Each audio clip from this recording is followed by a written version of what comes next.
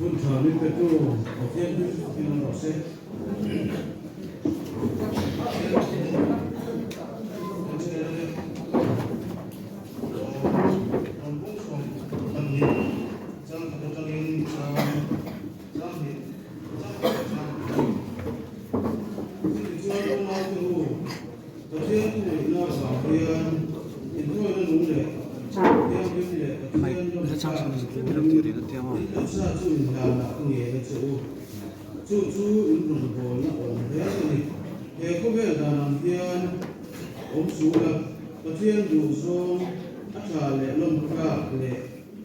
Transform into insured take nam in Duru Atarin low down on Zog or welcome to family service. Let's talk about the family. Province, hey, let's talk Kumthar. We'll show it enough. Let's talk about the future. It's one number for all important to run the idea for the team of the map. Sebaiknya kita mencoba melakukan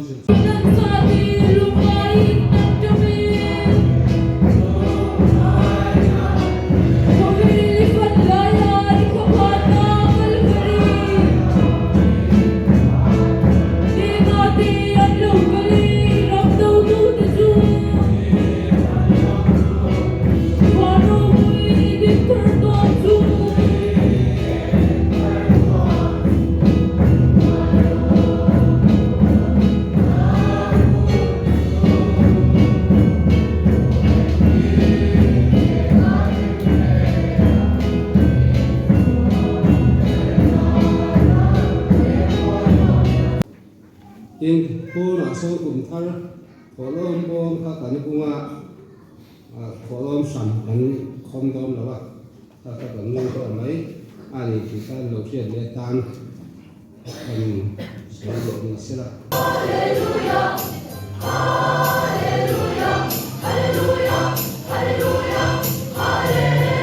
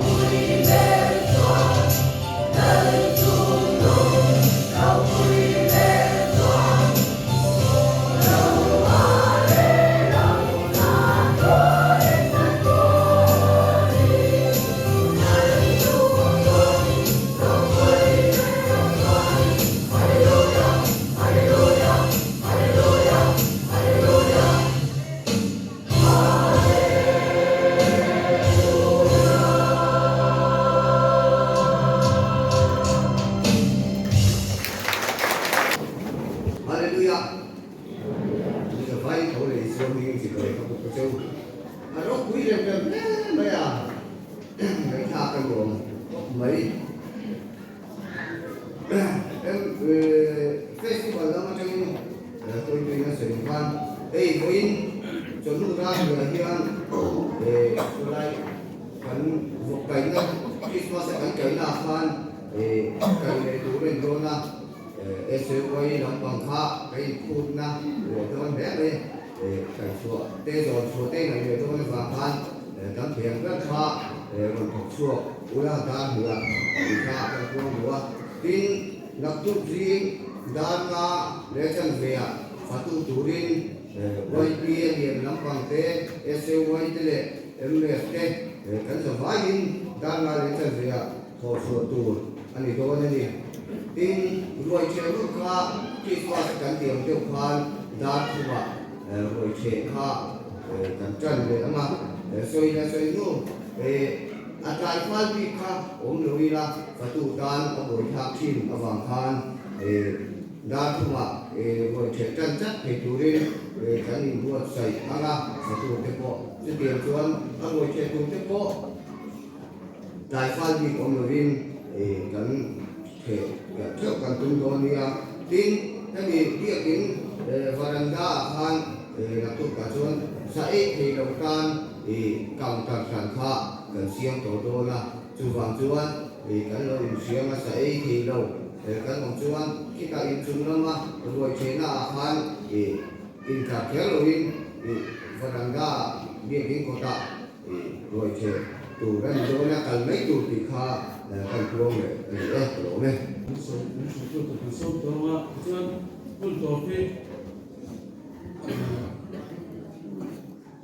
cái này dân mình ăn xem ra đây để các thành phố cái phải được chưa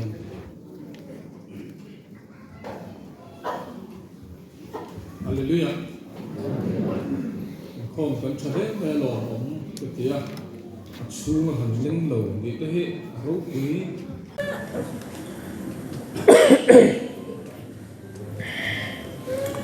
kan thu pui tur hi than sa ania Krista ang turati danglam ti ane hei he kumsa ni som ni panga a kan thu pui tur ania hemi ngor ngor thur lo hian kumthar thu cha ang dewa han kal te po a thau me pathian le kabuthiang hlim kan siarange korin khuami te hne na tir ko pole le khathon pahi na bung thum chang som pasari atang hian kan siarange tin lalpa chu tharaw ania tharaw omna pianga chuan zalen na om thin chuti chuan keini chu kan za in mai khu lovin dar thalang anga lalpa chun enin ro puina tang ro pui zelin chumi an pui nge ya om turin ti danglamin kan om thin lalpa tharawata chu kan huang zelin athu thiang lim kan chiar lalpan tharin kan zatan malmin som sak theu ro se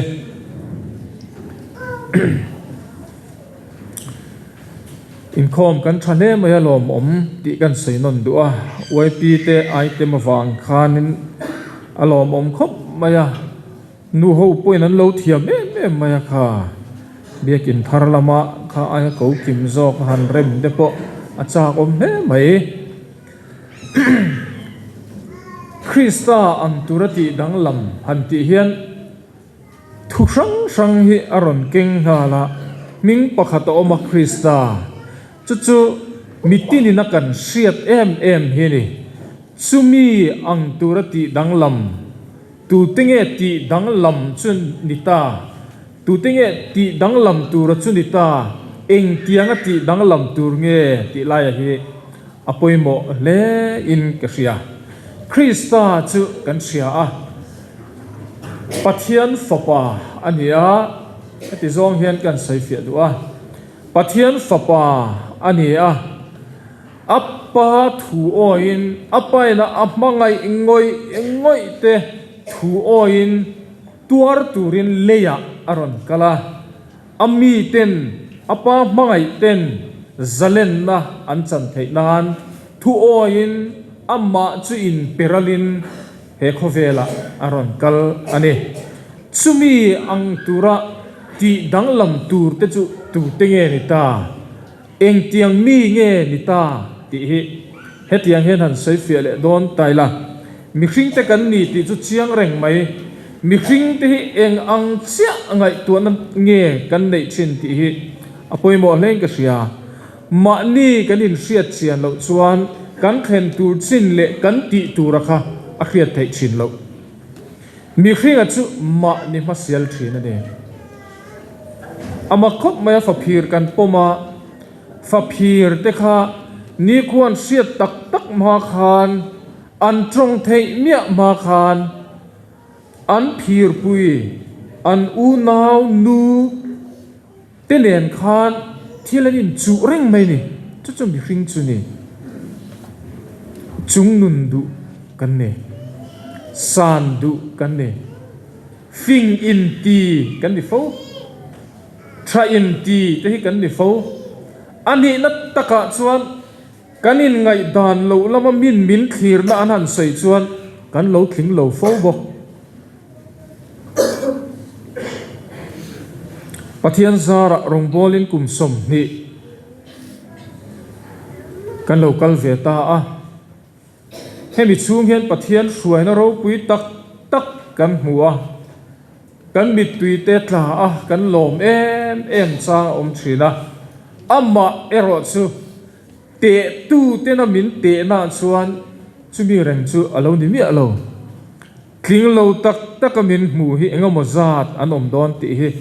ka hriat fo ani pathian min hruai na lam soi don chuan a tui pui om lutuk a lim om lutuk engemaw chang chan trap zoya min hruai na lim pui thuma hi a om thin na lana kan om lai khan ke in bial ka fang thina a hla zok kilometer som paruk ania a hnai zok kilometer som pahni ania a hla zok kha a kong chu nuam hreta phei atama a hnai zok kha kilometer ruk kan chuka kilometer ruk kan chhole a ka khisel nain a tlim talova thatin ke in chumi pahni chu ka kal thina ritan an ron da mai hi ka du lowa keima nge na zu siam puya zukal kher hi ka du thina khatia kan han ti nu khan ka khisel na lo pan zela nat na enga mo ka nei khan ka tak sa chau na kha alo bel cha zel maya enga mo chang chon bial fanga ka kal tur ti ka khil vek nuwa hian inrin ni zan Inkhawm man lowa ka bial fan na tur mun thlen kha kan nei ta zau zawani om je chu ka kala ka chawa ka tram chola ka kal lei theilowa kal zela ngai sia zana nu ho cheng kol khor ho te hen min chom ho tu mo ma biak ina csm in co hi bial karon fangdona ti sia aron kal le si lawa na tu program po kan ti dang lamangai dona ti in ruam man na Inkhawm ban an ron siam veka Inkhawm ban a chuan ke ka lo thule loi to sia chu tiang tum te chu om thina ni ma se chung kara pathian na tho ka chunga ron thleng thin te chu a hlim oma a ro puya pakhat chau kan sayanga pathian ne na thil ka dila ka dil chu thil pahni ni a pakhat na chu lalpa min ti chak don nge kak veiwa na tur lir thei hi min pe mai don ti hi ka dila ka trom traya a chan chu ka ti tur chu bial fan ania thatin heng kan bial mi te fan hi ni a kakal dona kakal nge dona hei ka chau thin tatlat maya min ti chak lo chuan kamual phowanga imol pho ve don thowa ani lo pon lir themo min pek mai chuan ol samzokin ka kal theyanga ti hi nia bai khi min pe ve ta lo mai ni min pek dan ro chu a ba nei chewin ania leitu maron kal po ni lo hi ka hon ringut mai ai zol tangin ka ho konga kong pingin min dang na sa em mai le nga la enga mo chang chan pathian hian kan dil hi kan du ang ni kherlo hian min sang china ama ang tur le midang te set hiam tur hian pathian hian min pui china ni min ti chak china ni chutianga enga mo ka face nuwa chuan a soikan doila luangmol veng thlang biala kanom ta a midang dang pui du na thin lung hi kalo nei ve ta a pui na tur ka nei ani lova pui dan ka thiam po ani hek lova luangmol veng thlang biala kanom lai chuan mei chano pang pakhat hi a thua ka bo ka oma akai china kumsom pathum mi ni a akai china doctor an entira phaya changaron kal athua ka hian block 2 oma hei abel cha zel chuan apua kanga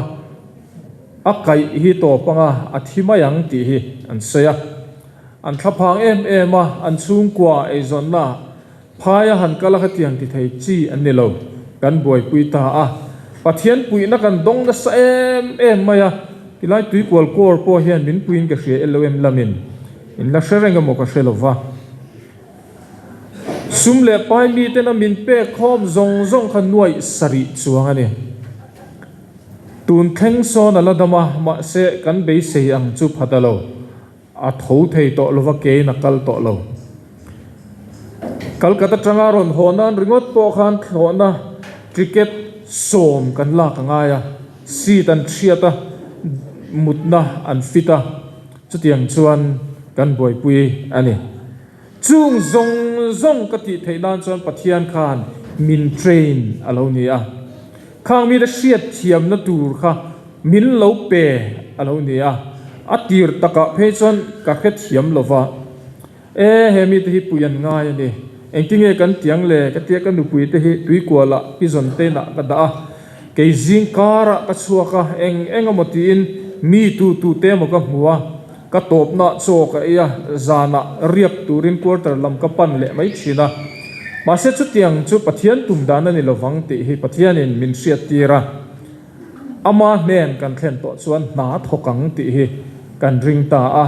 kan rong bol na poina tuar don chu wangin heng hi kan tilwanga pathian chu kan ko mayang ti in ngai tu na thar kan nei ta chung chu aron thleng ta ni eng tiangin nge kan chunga hian amma angtura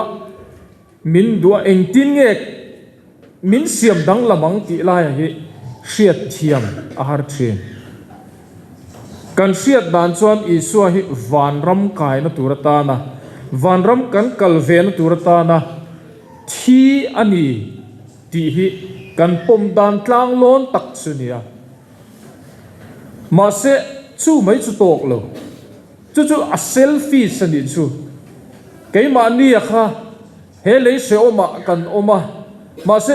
sumi tuar to lo turin van rama min kaltirang anuam lutuk alimom lutuk ma se tok mi lo isua krista kha khovela akal khan adu dan ang vekin akal mi lo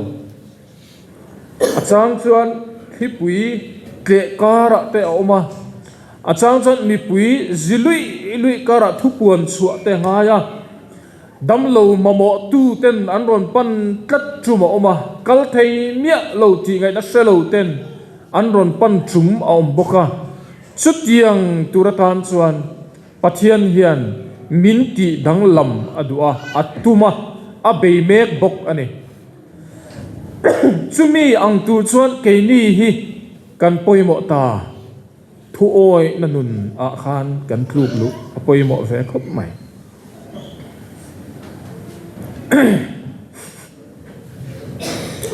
thu pek hi ama khop mai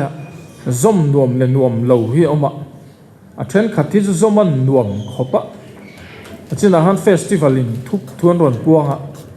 sa ei lo te chu hetilaya counter om don tia kha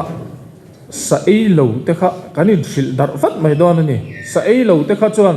chunglaman pan tral lowang anwai lam khan pan mai don ani ni zana khan in sevem in huvem dan pakhat om chu hal po halo tur hal moi po ti kha sarkar lama tangin na oma zoma nuam lu tu kulo ni karinga ri ul maya en chui mai boka ama kham maya kan du na ti pui tling tur hian dan hi asak thina ma se ke ma ni du na mil puya dan aron kal khan zoma nuam mai che zuk le muam te po hi mo kan soi kai lok te ang zuk le muam te po hi Salvation Army dana chan ti lo tur ani adik khop maya ti chung hian kan du na ti pui tling tur khan kan mom lut le zau thi ama khop mai kan du na ti pui tling tur kha chuan dana kha tlemin kan han nol rem dewa ase chu lo dik mi alo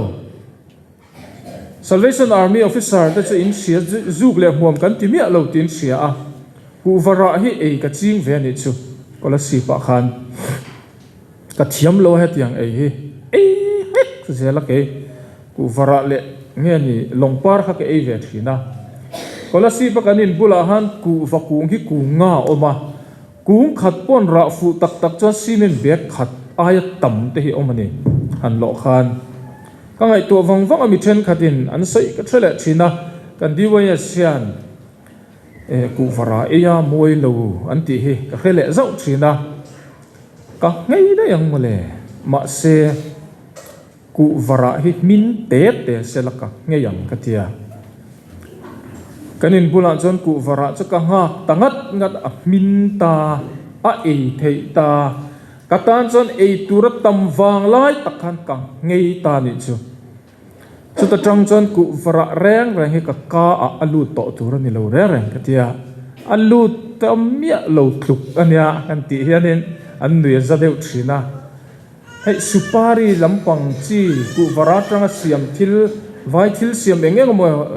mouth fresher ta na man hi om china heng hi min pe kan mom le zuk ma chu asak tabap maya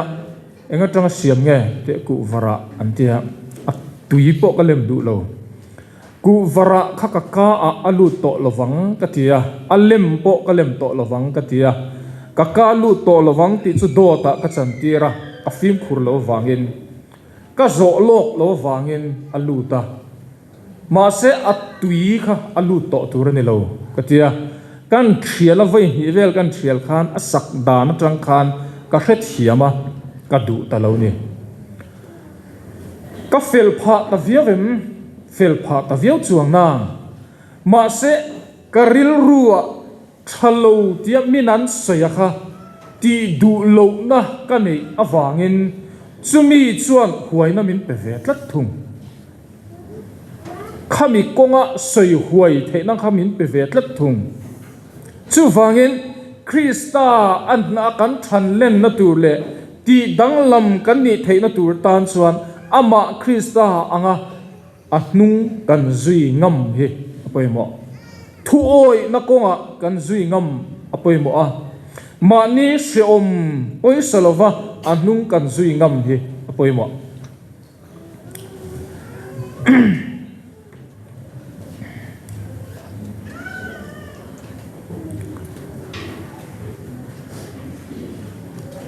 markazia ka khan kan muwa tian kan muwa tin mung som panga chang som hi pakhata khan mi veiwa pakhat ramata local across puturinan mana Simona Turini Kwame Alexandra le Rufa pa chu ti hi kan muni isu cross putpui tur khan mi veiwa pakhat ramatanga ron kal kha an muwa cross chu an putira cross puturin an manan putira aming chu Simona Kurini Kwami te Kurini Kwami kha alone ka soi tum tak chu hemi dot che ami helitani Alexandra le Rufa pa chu han ngai to chiang tai la Bible a hian chu mi chu an ti in an pa te an seilang thin zawk Simon Barzona ti te apa akha an sei thin chu mi fa chu ti in an sei thin ma se he mi veiwa pakhat ramatang ron kal mai khuwa tang puin nilo ramatang ron kal midang te ne na in po ne la tha nei ngai po nilo ani nge yang ramatang ron kal mi veiwa pakhat Simona chu mi ro chu an mana cross an putira cross aput nuwa tang chuan Bible meu hian azia dan kal phung ti dang lamin chumi fa chu ti lovin ama atang khan afa te Alexandra le rufa pa tinaron zia kan chu kan ngai tu chiang ngai mo Bible ziak dan phunga chuan zowa siamapa anti thina ma se zowa boipuya te pa ti in cross aput nuwa khan an ziak tlat apoi mo kati hle mai he hi ti zong hian ngai tuang o cross kan khen nuwa hian kan chan chin an chui na tura hian kan pa te lam ni lovin apa te lam khazu mun samuna om thi nan ni a no chi zuar fa ani a rui lovina ti boy thin an ni a ti ami ten an chui na tur ti topin ani hi cross aput nuwa tang khan an nun alo dang lam ta a afa te po chu mi te chun ni a chu tiang ti mi te chu ni in an lo zi chuak ta an ti theinan Krista anga ti dang lam na kan chan hi atrul apoimo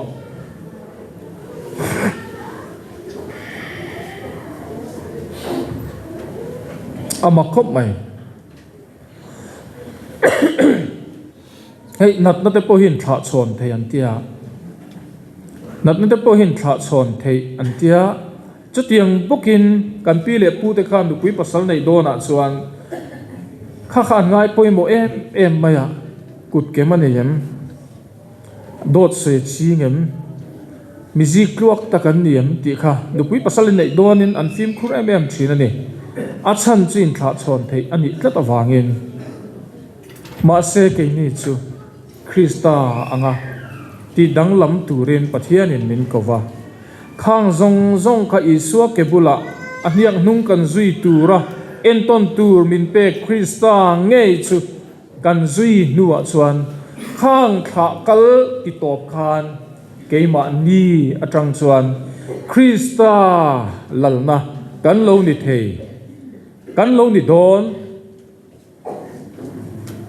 kan Bible chang chiar masaka khan kan hua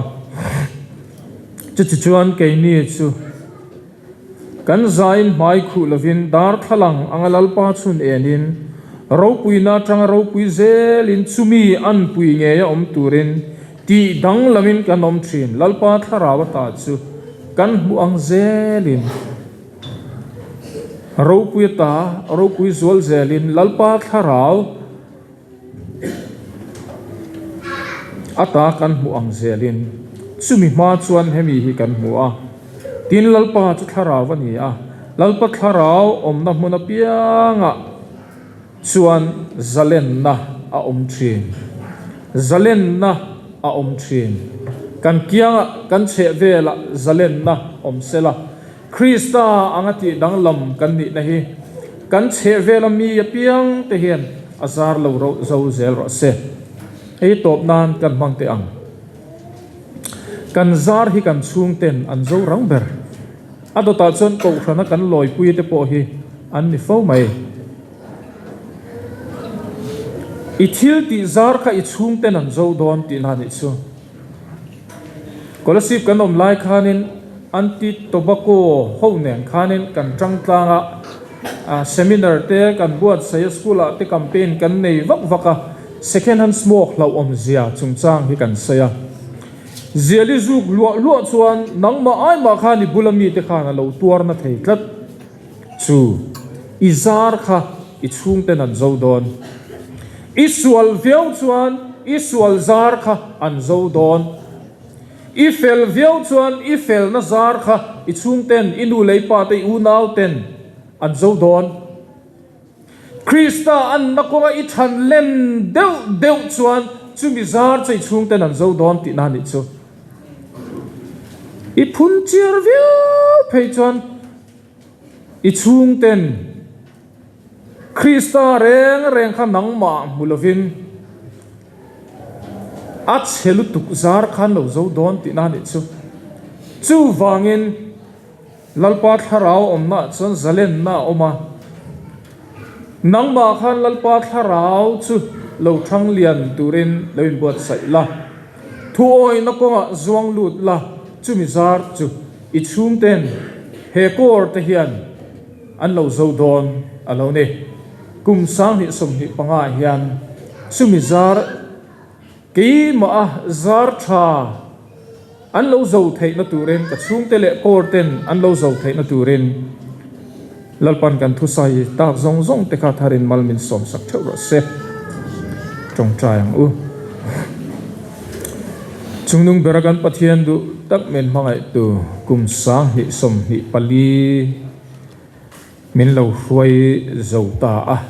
I huai na in engama chang chuan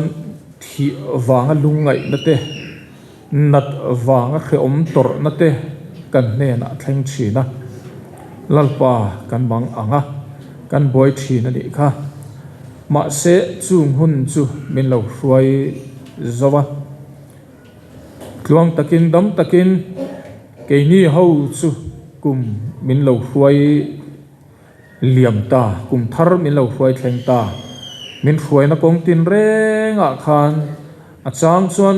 lom na tur mulo maila a that na min mu tir zela tun hun min khlena wangin in hena lom thu kan se kum sang hi som hi le panga min huai thlen hian nangma an na konga ti danglam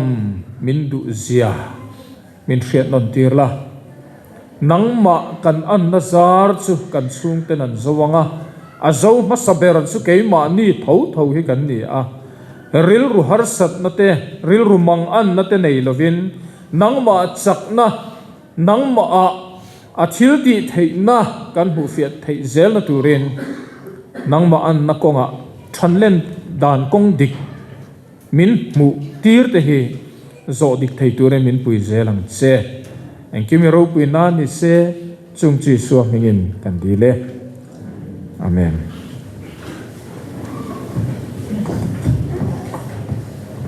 Kumthar thucha chatak me ka ngai thla zo ta a ba na hun min pe tu swai tu chunga lom thu kan suya